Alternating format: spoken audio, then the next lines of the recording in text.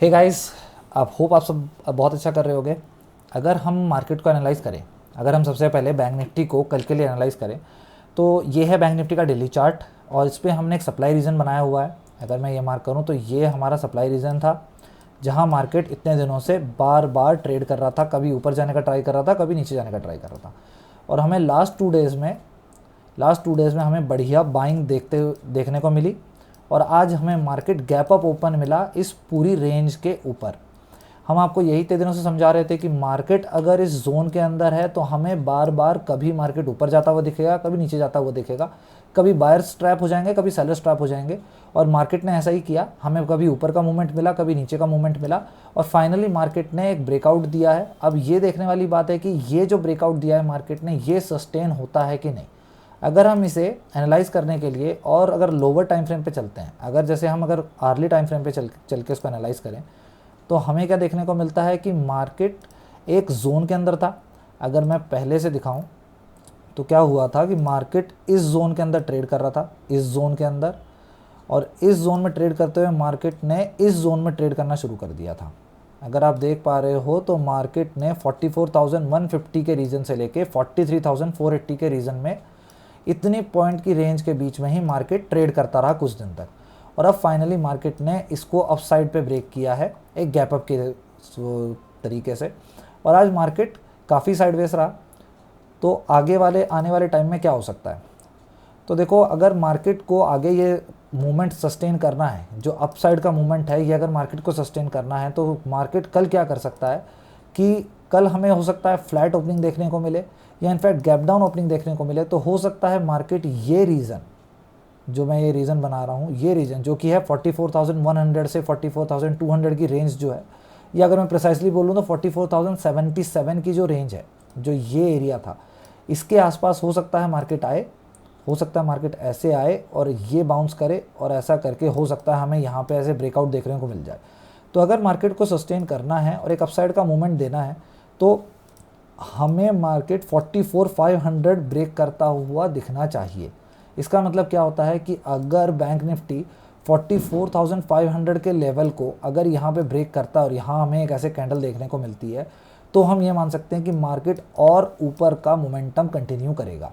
और अगर मार्केट ने इस जोन को, क्योंकि कभी भी कोई भी जोन होता है, कोई एक स्पेसिफिक लेवल नहीं होता है कि इस लाइन के नीचे या लाइन के ऊपर, तो इस जोन को अगर मार्केट ने सस्टेन नहीं किया और मार्केट ने यहाँ ब्रेक डाउन कर दिया और फिर इस लेवल को भी मार्केट ने सस्टेन नहीं किया, तो मार्केट को अगर नीचे गिरना है तो मार्केट को क्या करना पड़ेगा, पहले तो 44,000 के लेवल को ब्रेक करना पड़ेगा और फिर 43,500 के लेवल को ब्रेक करना पड़ेगा।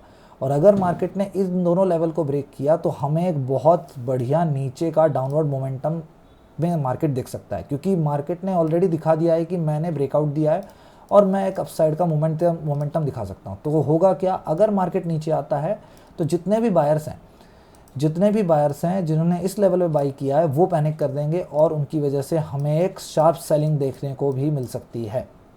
तो हमें क्या करना है, हमें पहले से पहले नहीं सोचना है कि मार्केट नीचे चला जाएगा या ऊपर चला जाएगा। जिस डायरेक्शन में मार्केट जाएगा, जिस डायरेक्शन में हमें ट्रेंड दिखेगा, हम उस डायरेक्शन में बैठेंगे। तो इसका मतलब क्या है कि अगर हमें मार्केट कल कुछ इस तरीके का आते हुए और ऊपर अगर आता हुआ दिखे और कोई बुलिश पैटर्न बनाए, बुलिश पैटर्न कौन से होते हैं, बुलिश एंगल्फिंग।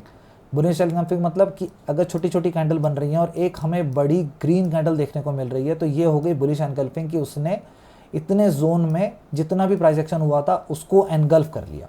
तो इसका मतलब क्या है, मार्केट ऊपर जाता हुआ हमें फिर से दिख सकता है। तो हमें जब ऐसा कोई पैटर्न दिखेगा, मार्केट नीचे आएगा और हमें कुछ इस तरीके का या फिर ऐसे डब्लू पैटर्न देखने को मिलेगा, तो इसकी नेकलाइन के ऊपर हम यहाँ पे एक बुलिश ट्रेड इनिशिएट कर सकते हैं with a strict stop loss like 20 point 25 points. और अगर मार्केट हमें कल सुबह ही अगर यहाँ दिखा, फ्लैट ओपनिंग अगर हमें दिखी और मार्केट ऐसा जाके अगर नीचे आता हुआ दिखा, तो हम पुट की पोजीशन बना सकते हैं। तो मेन क्रूशियल पॉइंट कौन कौन से होंगे आपके लिए, क्रूशियल लेवल्स कौन से होंगे, 44,500 और यहाँ होगा 44,000। ये जो 500 पॉइंट की रेंज है ये आपके लिए बहुत क्रूशियल है।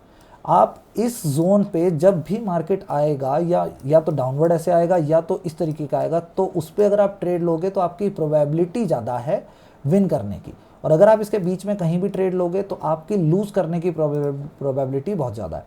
अगर मैं इसको 15 मिनट के चार्ट पे देखूं ताकि हमें और ज़्यादा बेटर समझ में आएगा कि 15 मिनट के चार्ट पे देखो आज क्या हुआ था। आज मार्केट ने गैप अप ओपन देने के बाद मार्केट ने मल्टीपल टाइम ऊपर का ब्रेकआउट देने का ट्राई किया, पर ऑलरेडी इतना बड़ा मूवमेंट हो चुका था, और इनफैक्ट ये भी अगर मैं मिलाऊं तो इतना बड़ा मूवमेंट हो चुका था, तो मार्केट के आज साइडवेज रहने के ज़्यादा चांस थे।